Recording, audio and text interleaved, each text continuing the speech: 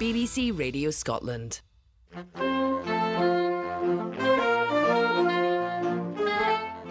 I'm Michelle McManus and welcome to Our Lives.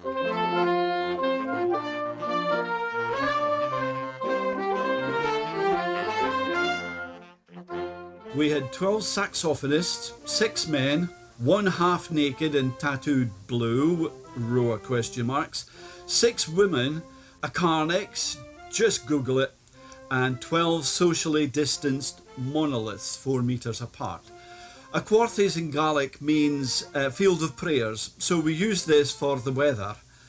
The rest, as they say, is prehistory. I can't wait to hear all about that. But now, back to those saxophones, so let's chat to Foss and Derek.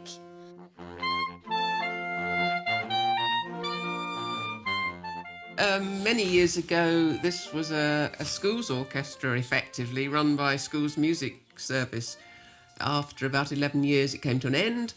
There were helpers, adult helpers, amongst the number, and we and the juniors thought we had to keep going. We couldn't let it die. It was a wonderful thing. So we got together about a year ago, and we've been going great guns ever since. The youngest is round about 10, and the oldest is over 70, so that would be our age group at the moment. Fantastic. 79, actually. 79, yes. Yes. Derek, don't you forget it. 79. Don't you be giving us your 70 chat there, love. Get all the way up to nearly 80. I know. I'm trying to pretend it's not me. Tell me a little bit of the project you undertook.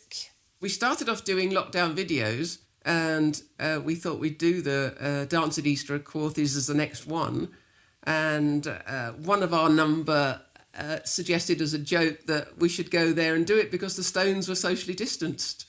And we went, yeah, of course we could. Yeah, right. But then we wanted to think outside the box a wee bit. We thought we were going to go up on YouTube. Basically, we thought the more outlandish, the better, and we might be able to attract. And we did one. And then, as Derek says, we thought, right, we'll go a step further. We'll not have just the heads of people playing saxophones because it doesn't look very exciting. Let's do something much more exciting. Christian suggested that since the music was at the Dance at Easter Aquorthies, we'd go to the Stone Circle itself near Inverurie and record it there and play there. And obviously that wasn't really practical in lockdown, and then lockdown eased. So, as Derek said, we prayed to the weather gods, and we went there on a gorgeous Sunday with our saxophones, and we played at the Stones, and we recorded it. I love it. I've seen the video, and I'm kind of obsessed with these stone circles just now because I don't know if you must know because it's kind of everywhere in Scotland with the kind of Outlander TV series and everyone kind of tends to go. Was there not an awful lot of tourists there, or did you manage to get the place to yourself? Almost. There were two rather bemused groups watching us.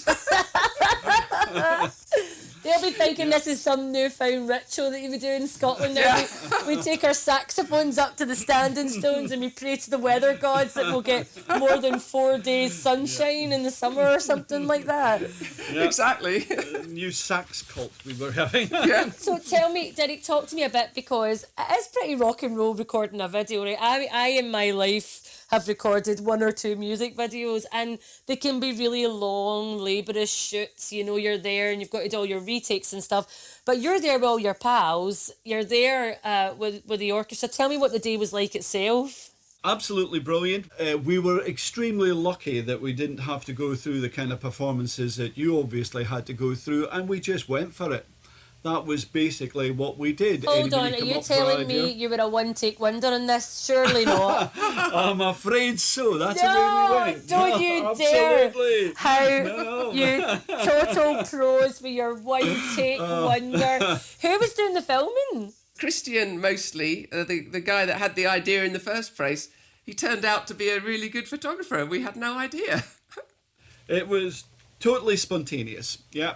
And in terms of how did you manage to still socially distance when you were there? Yeah, well, that was the bit where they were so perfect because the scientific advice for wind bands and orchestras and choirs, and particularly saxophones, is 4 meters distance between saxophones. And guess what? Tell me.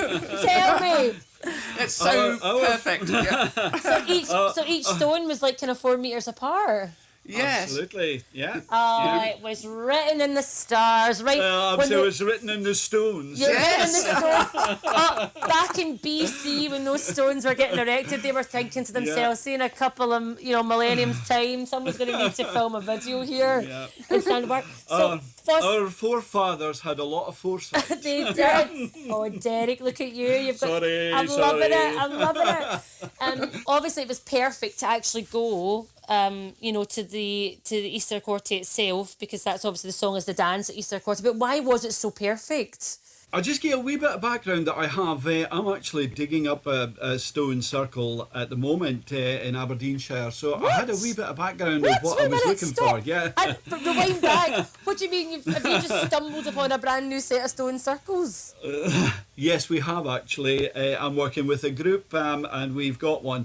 So I've done a bit of background for this.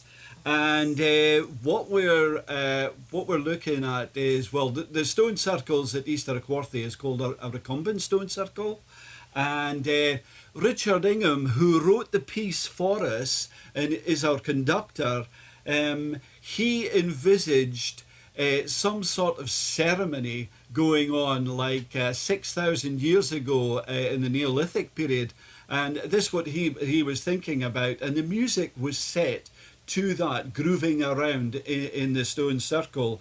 So that I think maybe was in people's minds unconsciously when we thought about it, and we decided let's go for it and try and stick to what Richard was trying to do. Talk to me a little bit about some of the people involved on the day.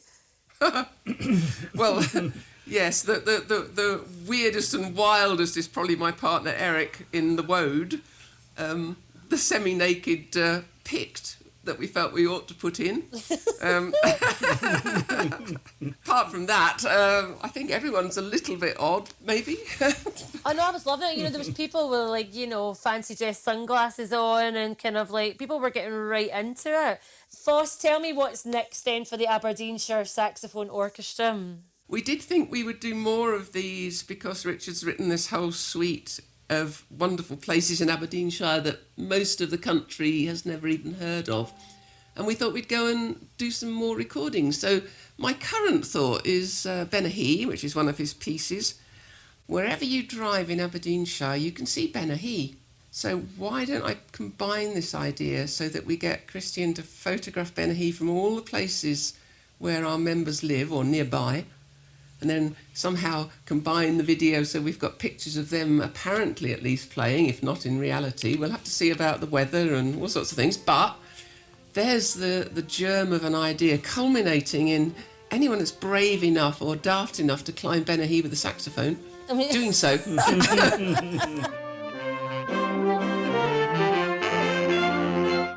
Honestly, I absolutely love the idea of them performing in all these amazing landscapes.